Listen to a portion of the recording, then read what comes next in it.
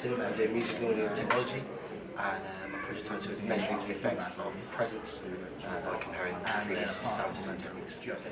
Okay, so at the moment virtual reality is like one of the most emerging technologies. One of the most recent advances in virtual reality is with head tracking. So this project is basically investigating how the new development of head tracking can be used with 3D audio techniques to create more immersive, a higher feeling of presence in virtual reality. Presence can be described as the feeling of being physically located inside a virtual environment, which is often due to techniques and mediums such as like head tracking, head devices, headphones, and obviously body devices. So the research basically showed the gap in the market for the development of 3D audio techniques for virtual reality applications. Obviously, as the head tracking is such a recent development, very little experimentation has been done to discover the direct effects of 3D audio techniques, especially when matched with head tracking. My research showed very little evidence of what the effects of 3D audio had on presence directly, so that was the area I was specifically investigating, was 3D audio and its effect on presence.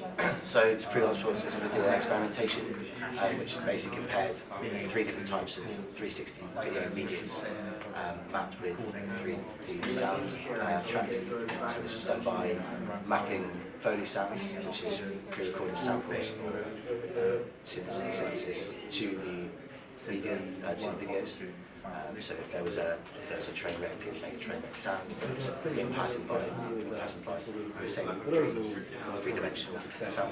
This was tested with binaural headphones, binaural audio headphones, and then also ambient sound, which is an array of 10 loudspeakers around the listener. So the hypothesis was that ambient audio would cause a more immersive, a higher feeling of presence.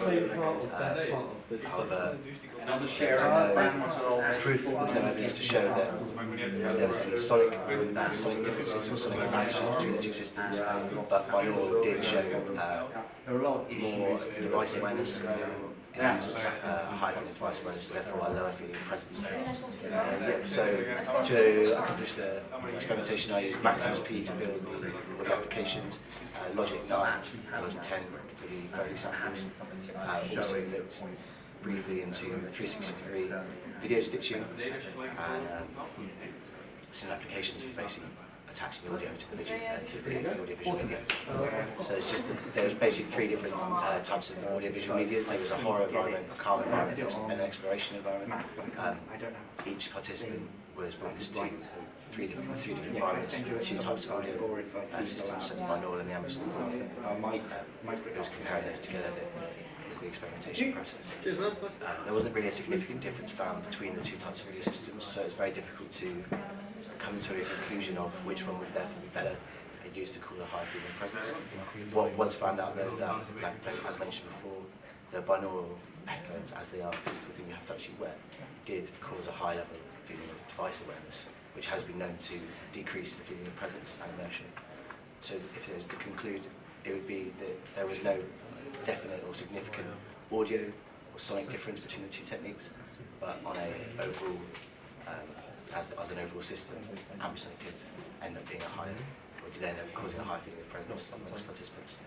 Probably exploring the virtual world and virtual realities. The phenomenon of presence is a really interesting subject. It goes from reading words on a page of a book to being completely immersed in a cave system, which is basically a room, virtual reality with projection mapping on the walls.